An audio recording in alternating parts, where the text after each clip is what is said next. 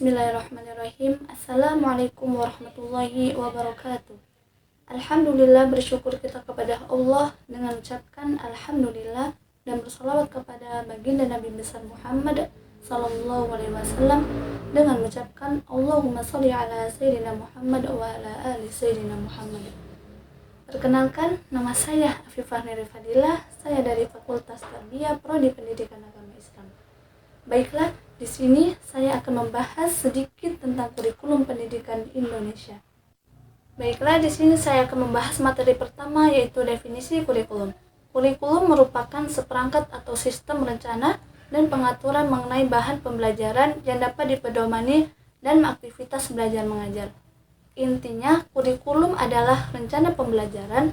Oleh karena itu, semua pihak yang terlibat dan berkaitan langsung dengan fungsi kurikulum ini wajib memahaminya. Materi yang kedua yaitu konsep kurikulum. Adapun konsep kurikulum terdiri dari 4 kategori, yaitu yang pertama konsep kurikulum humanistik. Kurikulum ini mengarah pada kurikulum yang dapat memuaskan setiap individu agar mereka dapat mengaktifkan dirinya sesuai dengan potensi dan keunikan masing-masing. Baik, yang kedua konsep kurikulum rekonstruksi sosial.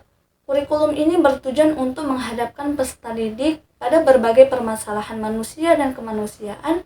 Para pendukung kurikulum ini yakni bahwa permasalahan yang muncul tidak harus diperhatikan oleh pengetahuan sosial saja, tetapi oleh setiap disiplin ilmu termasuk ekonomi, kimia, matematika, dan lain-lain. Yang ketiga, konsep kurikulum teknologi. Kurikulum ini menekankan pada efektivitas program, metode, dan material untuk mencapai suatu manfaat dan keberhasilan. Teknologi mempengaruhi kurikulum dalam 2 cara, yaitu aplikasi dan teori. Aplikasi teknologi merupakan suatu rencana penggunaan beragam alat dan media, dan teori teknologi menggunakan dalam pengembangan dan evaluasi materi kurikulum dan instruksional. Dan yang keempat, konsep kurikulum akademik. Dalam kurikulum ini, dari waktu ke waktu para ahli akademik terus mencoba mengembangkan sebuah kurikulum yang akan melengkapi peserta didik untuk masuk ke dunia pengetahuan. Dengan konsep dasar dan metode ini mengamati hubungan antara sesama, analisis data, dan penarikan kesimpulan. Dalam kurikulum ini, mereka menginginkan peserta didik berlaku layaknya seorang ahli fisika, biologi, dan sejarah. Dan diharapkan anggota masyarakat, mereka perlu mengikuti perkembangan disiplin ilmu dengan memahami dan mendukungnya, serta melanjutkan studinya untuk menjadi seorang ahli dalam bidang tertentu. Materi yang ketiga yaitu teori belajar. Teori belajar dibagi menjadi 4. Yang pertama, behaviorisme. Behaviorisme hanya berfokus pada aspek objektif diamati pembelajaran. Dan yang kedua, teori kognitivisme. Kognitivisme ini melihat melampaui perilaku untuk menjelaskan pembelajaran berbasis otak. Dan yang ketiga, teori konstruktivisme.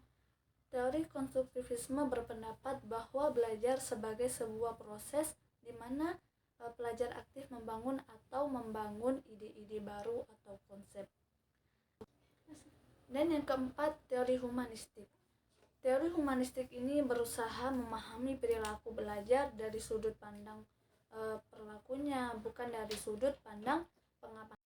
Materi yang keempat yaitu konsep perencanaan dan pembelajaran kurikulum. Dalam pendidikan Indonesia mencakup proses merancang, mengembangkan, dan melaksanakan kurikulum yang sesuai dengan kebutuhan dan tujuan pendidikan nasional.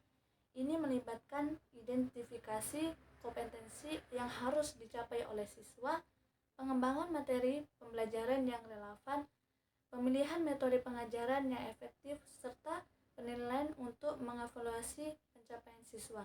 Kurikulum juga harus mencerminkan prinsip inklusi beragama dan keadilan pendidikan untuk memastikan Kurikulum juga harus mencerminkan prinsip inklusi beragaman dan keadilan pendidikan untuk memastikan kesetaraan akses dan kesempatan belajar bagi semua siswa. Baiklah, cukup sekian dari saya. Apabila ada kesalahan, mohon dimaafkan. Wabillahi taufiq wal hidayah. Wassalamualaikum warahmatullahi wabarakatuh.